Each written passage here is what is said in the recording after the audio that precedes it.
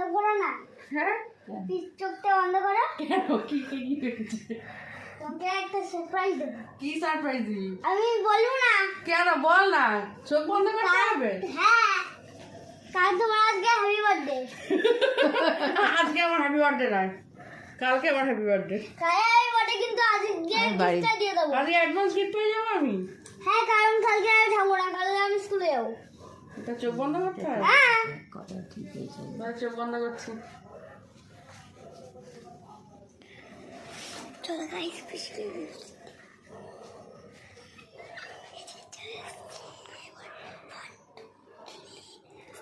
Happy birthday PC.